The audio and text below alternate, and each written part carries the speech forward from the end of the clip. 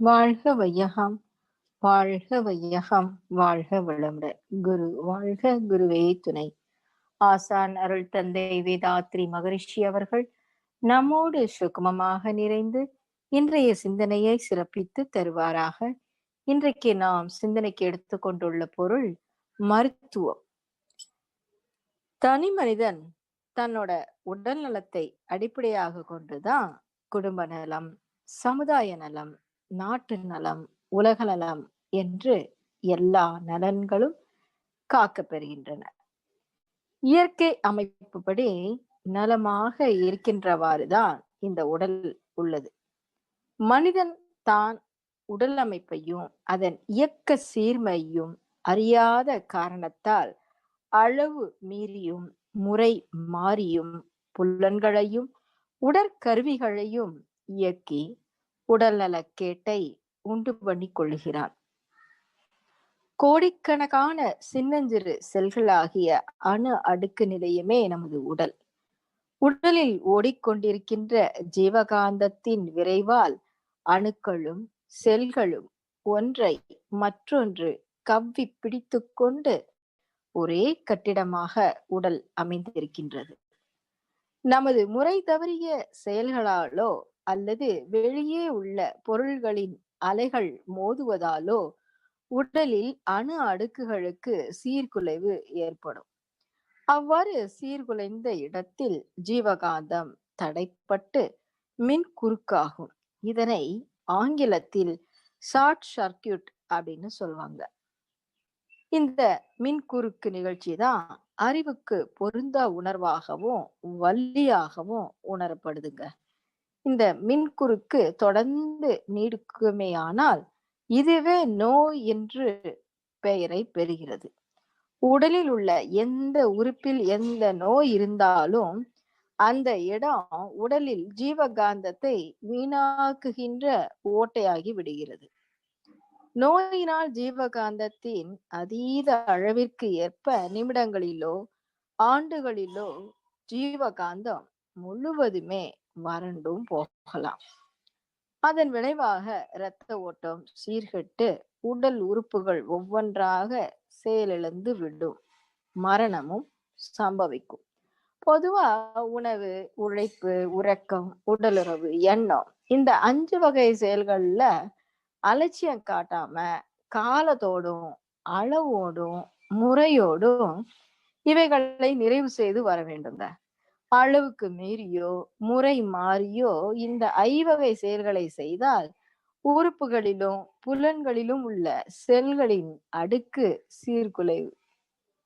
மேலும் இயற்கை சீற்றங்களாலும் வான்கோள்களின் ஓட்டங்களில் ஒருவருடைய ஜீவகாந்த தன்மைக்கு பொருந்தாத நிலை அமைந்தாலும் அணு அடுக்கு சீர்குலைந்து மின்குறுக்கு உண்டாகலாம். எந்த வகையினால் ஆனாலும் சரி, ஜீவகாந்த மின்குறுக்கு தான் நோய்களாக உருவாகின்றது என்பதை உணர்ந்து கொண்டா போதும். மருத்துவத்துக்கு மருத்துவம்னு ஏன் பெயர் வந்ததுன்னு அடுத்து நாம சிந்திக்கலாம். எந்த நோயானாலும் தனது செயல்களையும் புலன் இன்ப அனுபவங்களையும் கட்டுப்படுத்தி அதன் மூலம் ஜீவகாந்த ஆற்றலை பெருக்கிக் கொண்டு உடலில் அணு அடுக்குகளை சீரமைத்து கொண்டு உடல் நலத்தை மீட்டுக் கொள்ளலாம். இதத்தான் பத்தியம்னு சொல்லியிருக்காங்க பெரியவங்க. நோய்களால் பொறுக்க முடியாத வலி இருந்தாலோ அல்லது நோயுற்றோ பத்திய முறையின் மூலமே நோயை குணப்படுத்தி கொள்ள முடியாது போனாலோ அப்போது மருந்துகள் மூலம் நோய்களை குறைக்கவும் போக்கவும் முயற்சிக்க வேண்டும். உடலில் சுழன்றோடி தனது உந்து ஆற்றலால் உடலை இயக்கிக் கொண்டிருக்கின்ற ஜீவகாந்தத்துக்கு உந்து சக்தி என்ற பெயரும் உண்டு. அந்த ஆற்றல் வலு குறைந்ததால் தான் நோய் வந்தது. அது மேலும் நீடிக்கிறது. அந்த உயிராற்றலுக்கு துணையாக பொருந்தும் ஒரு ஆற்றலுக்கு மருந்துன்னு பெயர் உண்டு. எப்படி? அந்த உயிராற்றலுக்கு துணையாக பொருந்தும் ஒரு ஆற்றலுக்கு தான் மருந்துன்னு பெயர் வச்சிருக்காங்க. உயிராற்றலோடு மருவி உந்தும் ஆற்றல் மருந்து ஆகும். ஒரு குடும்பத்தை மருவி வாழும் மகளை மருமகள் என்பது போல மருவி உந்துகின்ற ஆற்றல் தான் மருந்து என்று வழங்கப்படுது. மருந்து வழியில் நோயை தீர்க்கின்ற கலைக்குதான் மருத்துவம்னு பெயர் வந்திருக்கு. தொன்று தொற்று உலகம் முழுவதும் பரவி வாழ்ந்து வருகின்ற மனித இனத்தில் இன்று வரை பழக்கத்திற்கு வந்துள்ள மருத்துவ முறைகள் 3. இரத்தத்தையும் சதைகளையும் ரசாயன முறையில் சீரமைக்கின்ற முறை ஒன்று. இந்த முறையில் அலோபதி, யுனானி, ஆயுர்வேதம், உடற்பயிற்சி, உணவு மாற்றம் இவையெல்லாம் அடங்கும். உயிர் துகள்களின் எண்ணிக்கையை பெருக்கி அதன் மூலம் ஜீவகாந்தத்துக்கு தீவை ஏற்படுத்தி நோய் போக்குகின்ற முறை இன்னொன்னு இருக்கு. ரத்தம், கெந்தகம், பாஷாண வகைகளை கொண்டு செய்யப்படும் சித்த மருத்துவமும் அது போலாகிய முறைகளும் இதுல அடங்கும்.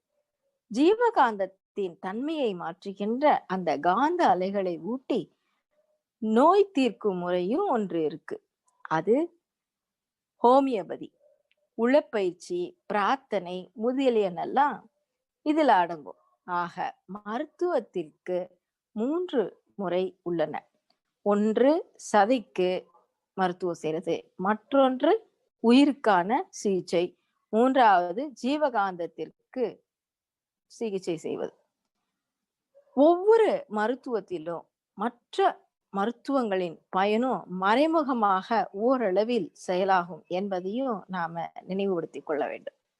குண்டலினி யோகம் முறையாக செய்து வருவதால் இருக்கும் நோய்களை குறைத்து கொள்ளவும் நீக்கவும் முடியும். உடலையும் மனதையும் முதலாக கொண்டே வாழுகின்ற மனித குலம் நோயற்ற வாழ்வை தூக்க எப்போதும் அக்கறையோடு இருக்க வேண்டும்.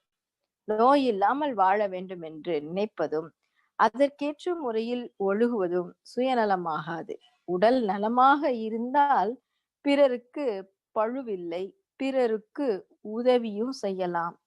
எனவே உடல் நலம் பேணுவது சமுதாய தொண்டே என்று கூறி இத்துடன் இந்த சிந்தனையை நிறைவு செய்கின்றேன். நாம் அனைவரும் அருட்பேராற்றல் கருணையினாலும் குருவின் ஆசியினாலும் உடல் நலம், நீழாயுள், நிறை செல்வம், உயர் புகழ், மெஞ்ஞானம் ஓங்கி வாழ்வோம். வாழ்க வளமுடன்.